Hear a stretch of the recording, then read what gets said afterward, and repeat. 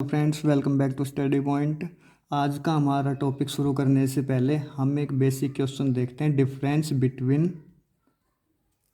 Tumour and cancer. हम में से बहुत से लोगों को लगता है कि ट्यूमर और कैंसर ये एक दूसरे के सिनोनिम हैं, लेकिन ऐसा नहीं है। ये एक दूसरे के सिनोनिम नहीं है, दोनों बहुत अलग अलग चीज़ हैं। ट्यूमर क्या होता है? एक लंप किसको बोलते हैं? हम गांठ को। सेल्स अनकंट्रोल्ड वे से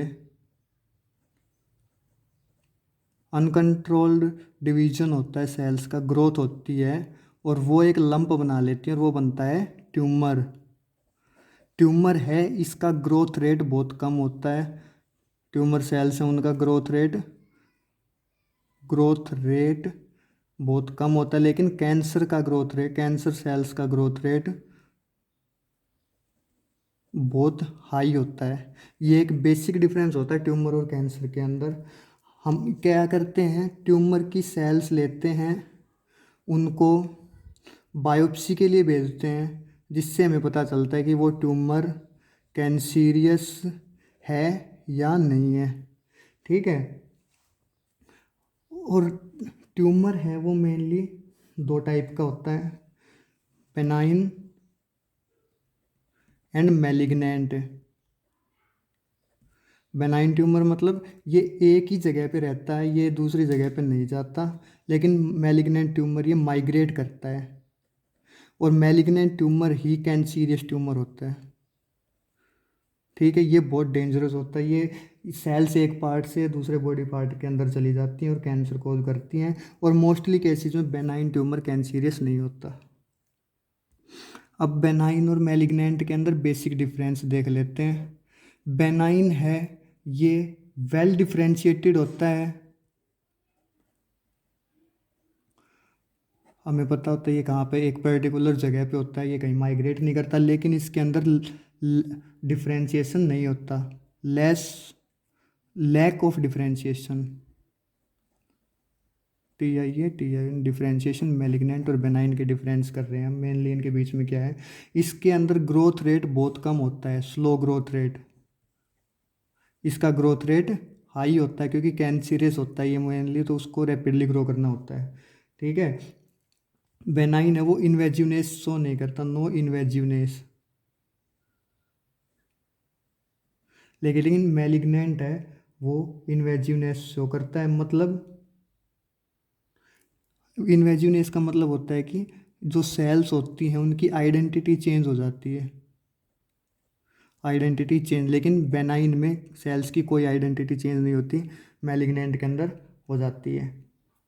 और बेनाइन के अंदर मेटास्टेसिस भी नहीं होता, लेकिन मैलिग्नेंट के अंदर मेटास्टेटिस होता है। मेटास्टेटिस का मतलब होता है कि सेल्स हैं वो एक बॉडी पार्ट से दूसरे बॉडी पार्ट के अंदर माइग्रेट कर जाएंगे ब्लड वगैरह के थ्रू, और ट्यूमर को कॉज करेंगे, ज़्यादा से ज़्यादा कैंसर को फैलाएंगे। चलो इसको डायग्राम से समझते हैं। देखिए, ये है एक हमारी नॉर्मल डक्ट, और ये नॉर्मल डक्ट है। लेकिन इसके अंदर जैसे हम देख रहे हैं कि यहाँ पे अनकंट्रोल्ड तरीके से सेल ग्रो हो गई, तो ये बन गया बेनाइन। और यहाँ पे ये सेल्स हैं, ये माइग्रेट होना स्टार्ट कर गई दूसरे बॉडी पार्ट के अंदर, ये हो गया malignant.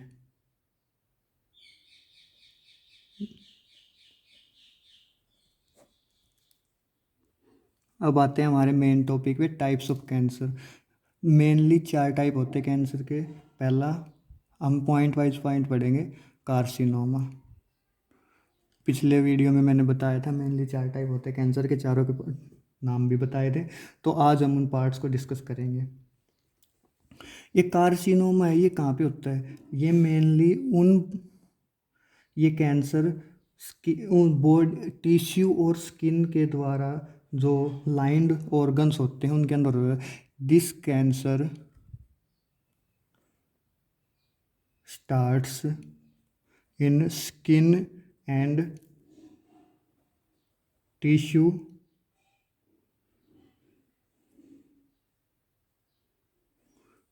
that line other organs।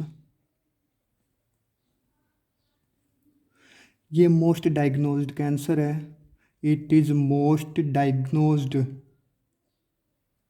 Cancer. और मेनली अफेक्ट किसको करता है? किडनी को, लंग्स को, पैनक्रियाज को, और बहुत से बॉडी मैनी अदर ऑर्गन्स और ग्लैंड्स को।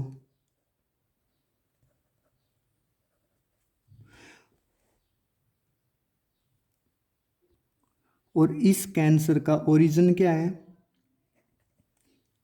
ओरिजिन पॉइंट मतलब कहाँ पे ये हो सकता है, उसके बाद मैलिग्नेंट के तौर पे चाहे कहीं पे जाए, ये कहाँ से स्टार्ट होता है? मेनली स्टार्ट होता है ये स्किन से एंड टिश्यू से, और इसलिए इसको कहते हैं कार्सिनोमा। पता चल गया ना कार्सिनोमा क्या होता है? ये मेनली उन स्किन और टिश्यू का कैंसर है, और मेनली उस स्किन और टिश्यू का जो अदर ऑर्गन्स को लाइन करते हैं। इसके द्वारा मेनली कौन कौन से ऑर्गन्स के अंदर हो सकता है? किडनी, लंग्स, पैनक्रियाज, और भी बहुत सी ग्लैंड्स होती हैं उनके अंदर। और हमारा सेकंड आ गया, सेकंड टाइप ऑफ कैंसर क्या है? सार्कोमा। ये होता है हमारे कनेक्टिव टिश्यू का कैंसर है, ठीक है। It is the cancer of connective tissue, जैसे कि bones, muscles, cartilage and blood vessels. यही मेनली वो चीज़ें होती हैं जो हमारी बॉडी को कनेक्ट करती हैं एक पार्ट से दूसरे पार्ट से। मेनली वैसे तो 50 टाइप के सार्कोमा होते हैं, लेकिन हम इनको मेनली दो पार्ट के अंदर डिवाइड करते हैं सार्कोमा को। एक तो सॉफ्ट टिश्यू सार्कोमा, और दूसरा बोन सार्कोमा। बोन सार्कोमा को हम ओस्टियोसार्कोमा भी कह देते हैं। ये तो आप सभी को पता है कि ओस्टियो वर्ड जहाँ कहीं भी आ गया उसका मतलब होता है रिलेटेड टू बोन्स, ठीक है। अब नेक्स्ट टाइप है हमारा, और बहुत इम्पोर्टेंट टाइप है, ल्यूकेमिया। ये हम सब ने बहुत सुना है, ल्यूकेमिया होता है, इसको ब्लड कैंसर भी कह देते हैं। और ये मेनली कैंसर होता है बोन मैरो का। बोन मैरो का तो पता है ना आपको, बोन मैरो को अस्थि मज्छा कहते हैं हिंदी में, अस्थि मज्छा। हिंदी में अस्थि मज्छा कहते हैं बोन मैरो को। और बोन मैरो वो जगह है जहाँ से ब्लड सेल्स बनती हैं, ब्लड सेल्स फॉर्मेशन होती है बोन मैरो से।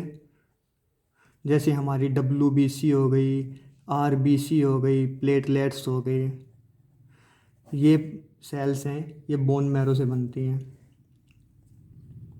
और इस कैंसर के अंदर क्या होता है कि ये कैंसर है ना, इसके कारण बॉडी के अंदर WBC की अमाउंट बहुत ज़्यादा बढ़ जाती है, जितनी नेसेसिटी होती है ना उससे भी बहुत ज़्यादा, मतलब जितनी रिक्वायरमेंट है उससे ज़्यादा WBC की अमाउंट बढ़ जाती है। और WBC का हमें पता है क्या होती है, ये हमारी बॉडी को प्रोटेक्ट करती है दूसरी बाहर के आउटसाइड इन्फेक्शंस वगैरह से। और बॉडी के अंदर जो WBC की अमाउंट इंक्रीज हो गई वो सारी की सारी नॉन फंक्शनल WBC हो गई। WBC की अमाउंट इंक्रीज होने से RBC की अमाउंट कम हो जाएगी एंड प्लेटलेट्स की अमाउंट भी कम हो जाएगी, ठीक है। RBC की अमाउंट कम होने की वजह से क्या होगा? ब्लड ऑक्सीजन की सप्लाई कम हो जाएगी ब्लड के अंदर, जिससे आदमी को लेजीनेस होगी, ठीक। आदमी सुस्त सा पड़ा रहेगा, उसका मेटाबॉलिज्म डिक्रीज हो जाएगा। और प्लेटलेट्स कम होने की वजह से क्या होगा? वाउंड हीलिंग बहुत स्लो होगी। अगर हमें चोट लग गई तो वो नहीं भरेगी। और दूसरा, ब्लड क्लॉट फॉर्मेशन नहीं होगी, ब्लड क्लॉट नॉट फॉर्म। और WBC जो बनेगी वो भी नॉन फंक्शनल बनेगी। ज़्यादा से ज़्यादा तो फंक्शनल WBC है, उसका अमाउंट भी कम हो गया, तो हमारी बॉडी है वो भी डेंजर में रहेगी। इम्यून सिस्टम कमज़ोर हो गया, वीक।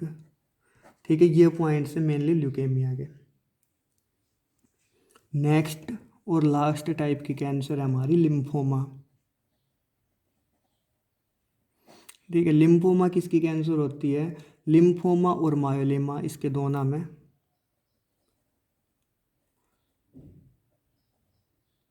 ये इम्यून सिस्टम की कैंसर होती हैं, cancer of immune system. Basically किस चीज़ को अफेक्ट करती हैं? लिम्फोसाइट्स को। बेसिकली लिम्फोमा किस पे होती है? लिम्फोसाइट, जो हमारी WBC हो गई, जो हमारी B&T सेल्स हो गई। ठीक है, और मेनली ये लिम्फोसाइट्स हमारी कहाँ प्रेजेंट होती हैं? लिम्फ नोड्स में, स्प्लीन में, बोन मैरो में। बोन मैरो में तो फॉर्मेशन ही होती है इनकी, और भी बहुत से बॉडी पार्ट्स में।